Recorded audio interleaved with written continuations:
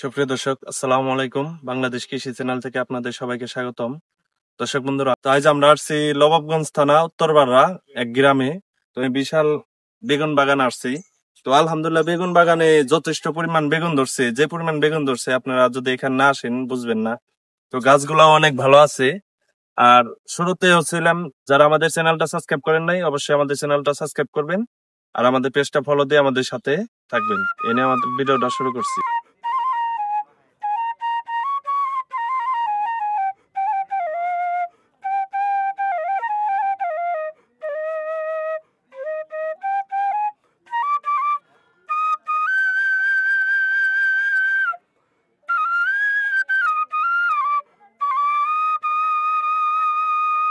বন্ধুরা, এই জমির যে মালিক এখন বর্তমানে কিভাবে সে বেগুন চাষ করছে এবং এত সুন্দর বেগুন গাছ তৈরি করছে সে সম্পর্কে আপনাদের মাঝে কিছু বিস্তারিত তুলে ধরবো।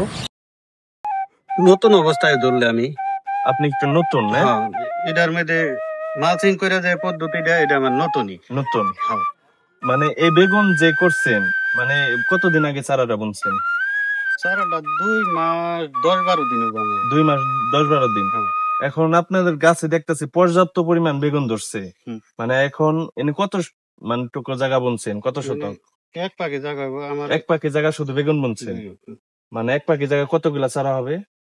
আমার 19টা কেল আছে, 55টা করে 60টা করে চারা আছে, 1100 চারা আছে। 1100 চারা আছে। হ্যাঁ। এখন প্রত্যেকদিন তাহলে কত কেজি হারভেস্ট করা পারতেছেন? আমি এটা 19টা কেল 3 দিন ছিঁড়ি আমার 75 কেজি 80 কেজি আজকে বেশি হইব। আজকে 7 কেল, আজকে 2 মনের উপর হইব। 2 মণ। হ্যাঁ। আস্তে আস্তে বাড়তাছে। বাড়বে লাগছে। হ্যাঁ।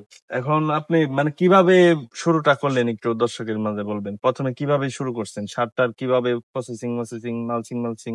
সারটার মনে করেন আমি সব চাষের নিচে দিছি, চাষের নিচে দিয়ে কেল বাইন্ধে তারপরে মালচিং করে টেরা করে ইডে আমি চারা রোপণ করছি। কি সার ইউজ করছেন?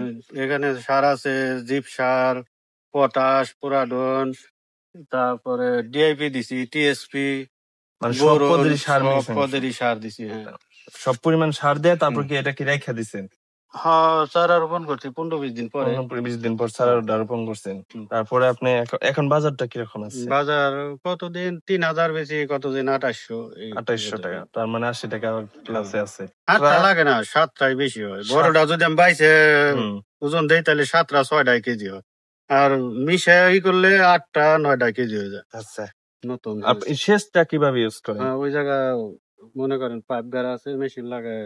এখনো দেই নাই, বৃষ্টির পানিতে আশা আছে কালকে আগামীকাল দিব। ও আচ্ছা।